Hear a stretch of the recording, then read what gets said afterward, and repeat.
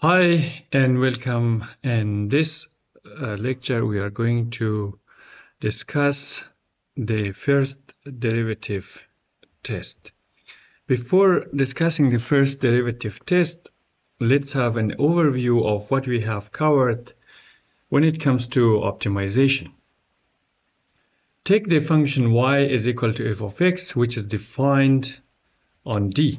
Then the point A, if A is a global maximum or minimum, if f of A is bigger or equal to, respectively, smaller or equal to f of x for all x in D. That A is, in case of maximum, f of A is bigger or equal to any other value that the function can take.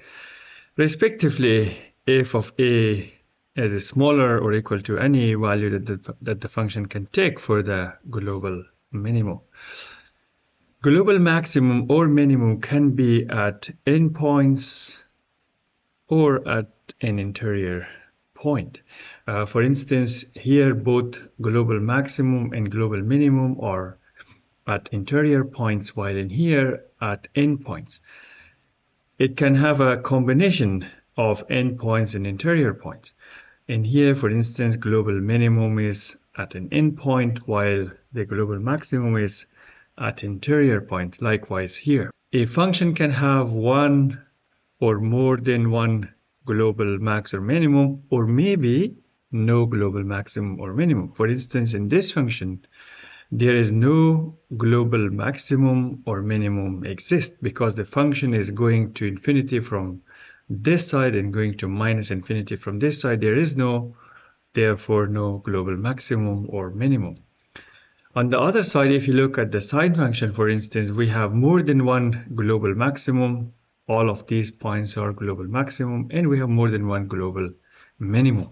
The extreme value theorem states that if the function f is continuous on a closed interval a and b, then f attains both global maximum and a global minimum in this interval. A function can have also local maximum or local minimum. As the name is suggesting, this is a comparison within an interval that is a part of the domain. A local maximum or a local minimum is the highest or lowest point within an open interval I, where I is a subset of the domain of the function f. In other words, the point A, if A is a local maximum, respectively local minimum, if f of A is bigger or equal to, respectively smaller or equal to f of x for all x in an open interval x minus t, x plus t for t bigger than 0. For D to be a closed interval a to b, f has a local max or a local minimum at a if f of x is bigger or equal to, respectively smaller or equal to f of a for all x in this half open interval for t bigger than 0. That is, a local maximum or a local minimum can be at an endpoint. Likewise, f can have its local max or minimum at point B, which is the other end of the domain. If f of b is bigger or equal to, respectively smaller or equal to f of x for all x in a half open interval at the right hand side of the domain. Note that a global max, respectively minimum point, can be a local maximum or minimum point if we consider and define an open interval around that point where global maximum and minimum is attained. Having reviewed the global maximum minimum and local maximum minimum, we can state the first derivative theorem for local maximum or minimum. Suppose f has a local maximum or minimum at point n if n, for n to be an interior point in the domain of f.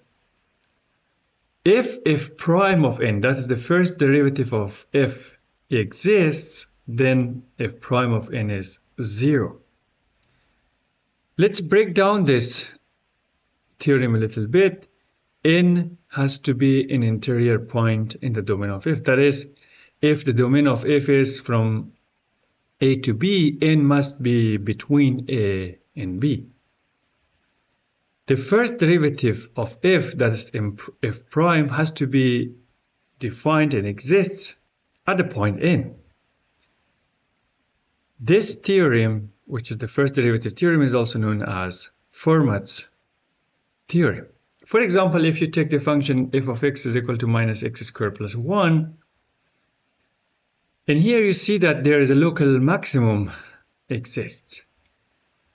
Therefore, we take the first derivative, which is minus 2x, and then let this to be 0 by Fermat's theorem. F prime of x is equal to minus 2x is equal to 0.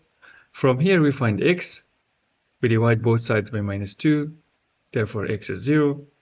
And then in order to find the y of 0, we insert this 0 here in the equation of the function. That is minus 0 squared plus 1. Therefore y is 1. And hence the local maximum for this function is at the point 0 and 1.